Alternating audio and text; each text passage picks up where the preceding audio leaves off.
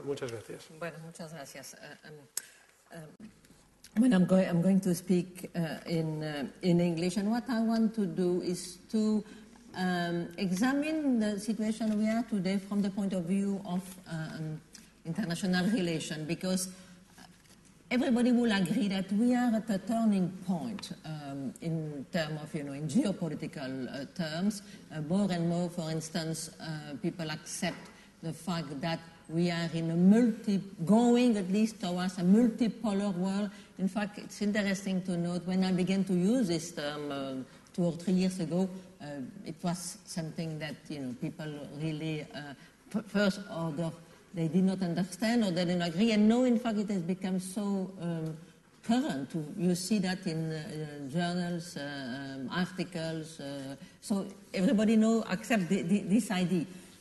But of course, there is a big tendency today to say that what we should be thinking of is in terms of a cosmopolitan world. In fact, it is against this tendency that I want to argue, and I'm going to argue in favor of a multipolar world.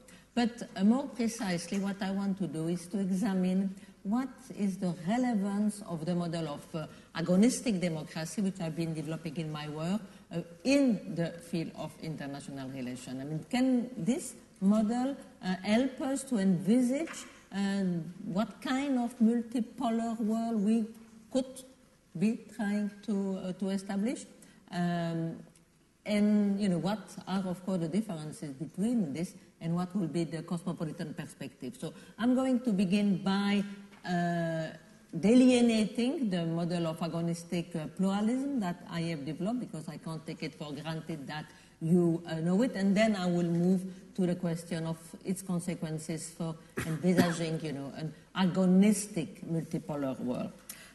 So let's begin by giving a few main points concerning the theoretical basis of my approach. Those theoretical bases have been elaborated in Hegemony and Socialist Strategy. It's a book that I wrote jointly with Ernesto Laclau.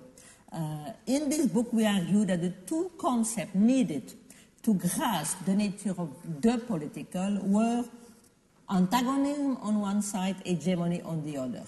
On one side, it is necessary to acknowledge the dimension of radical negativity, which impedes the full totalization of society and the ever-present possibility of antagonism. And this means relinquishing the idea of a society beyond division and power. This is the thing to do with antagonism. This requires, on the other side, coming to terms with the lack of a final ground and the undecidability that pervades every order. This means recognizing what we call the hegemonic nature of every kind of social order and envisaging society as the product of a series of practices whose aim is to establish order in a context which is always a context of contingency. The practices of articulation through which a given order is created and through which the meaning of social institution is established is what we call hegemonic practices. Every order is the temporary and precarious articulation of contingent practices. It means that things could always have been otherwise, and that every order is predicated on the exclusion of other possibilities. It is always the expression of a particular configuration of power relation.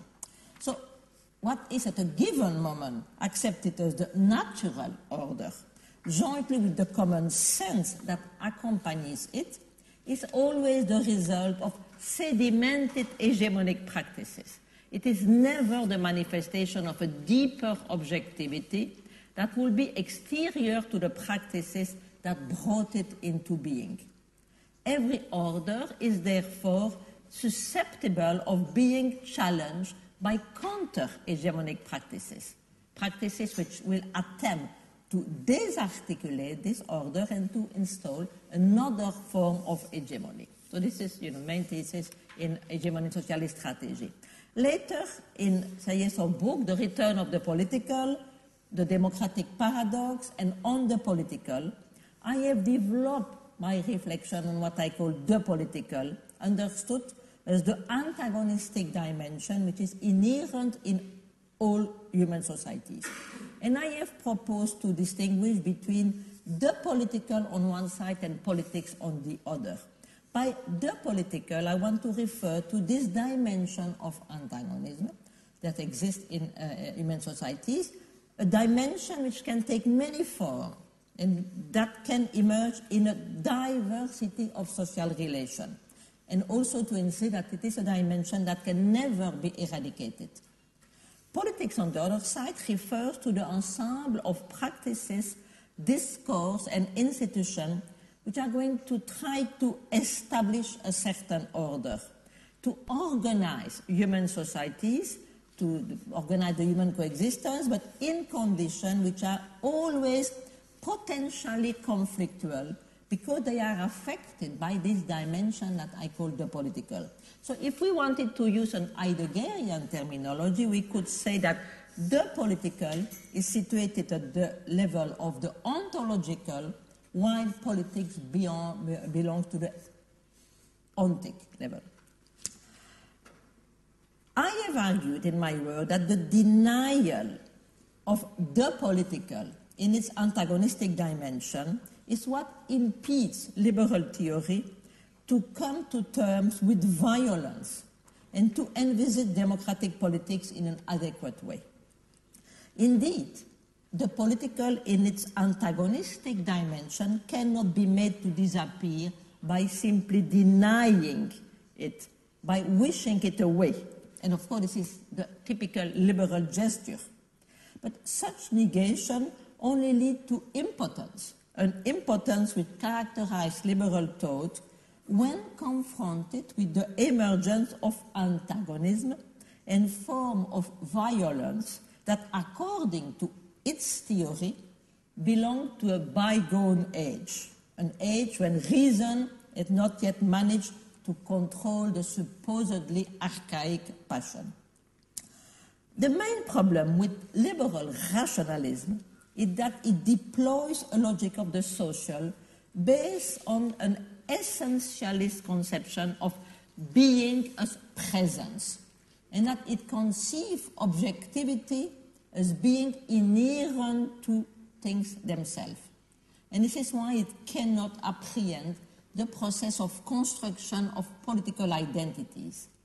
It cannot recognize that there can only be an identity when it is constructed as difference, and that any social objectivity is constituted through acts of power.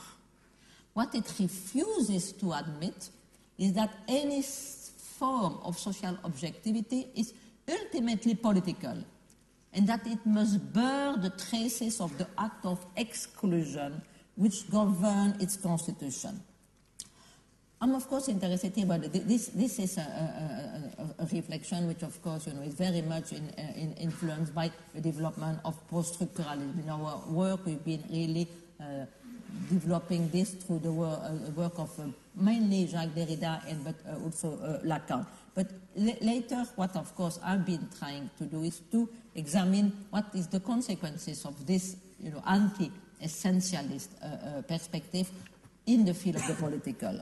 And when we are dealing with political identities, which are always collective identities, I've asserted that we are always dealing with the creation of an us. Us that can only exist by its demarcation from a them. This does not mean, of course, that such a us-them relation is necessarily an antagonistic one. It can be simply a relation of difference. But it means that there is always the possibility that this us-them relation will become antagonistic, that is, that it will become a relation of friend and enemy. This happens when the others